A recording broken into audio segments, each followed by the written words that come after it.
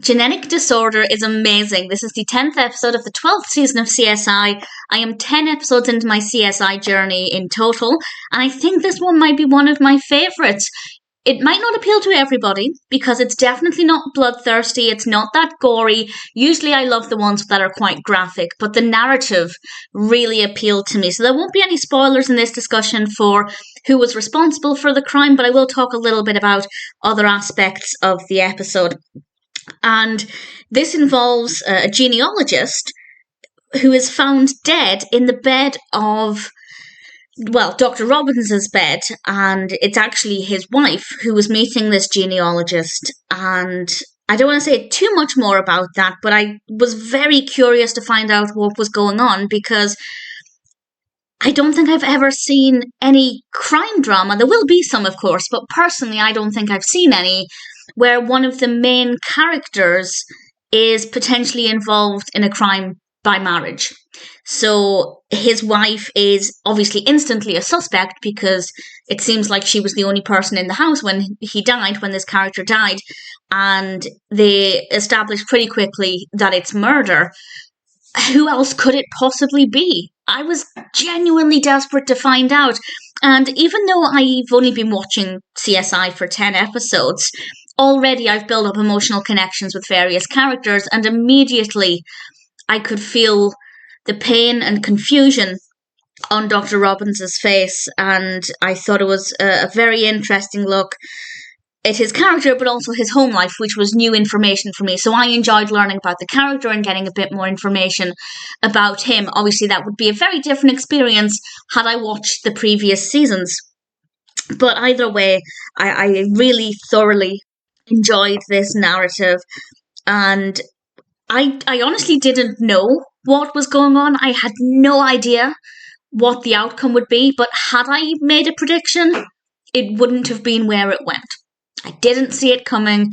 I was shocked, and I loved it. I loved the development of the narrative. I thought the pacing was amazing. We don't get that many new leads, which is usually something I have an issue with when there's basically no progression for a whole episode of any TV show, and then right at the end, they suddenly find something and everything falls into place. I prefer it where we get little things here and there, and there are a few things, not too many, but I still really liked it. We had some really great characters as well. A personal favourite is actually a character called Jimmy Duggan, played by Darin Heames. I won't say what his role is, but there was just something about that character I found really great. I really enjoyed watching that character. And the other characters in this are absolutely fine, but he in particular really stood out to me. Definitely a brilliant episode. As I've mentioned before, something I love with CSI is that they don't shy away from the gory details. And as I said, we don't get that much gore in here, but we do get to see the body on the slab, and there's some stitching on his chest from where he's been opened, and we get to see a close-up of his mouth, which is not pleasant. But there is a tiny amount of detail that some people might find uncomfortable, but compared to pretty much every episode that I've seen, that part of it is quite tame. So if somebody watched this and decided that it wasn't that interesting, I could understand. Depending on what you're looking for, you might not find it as interesting as some other episodes, but I really like genealogy. I think it's really fascinating, and I had no idea. I think the main reason I love this is because I had no idea what could have possibly happened, and I will say ever so slightly that it maybe felt a little bit unrealistic, and I didn't necessarily fully believe characters' motivations, but I mean, this is just a teeny tiny bit.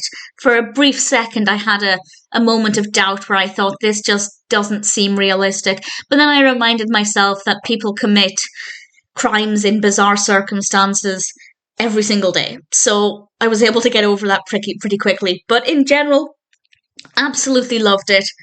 Despite my love of gore and graphic episodes, I do think Genetic Disorder might be one of my favourites so far.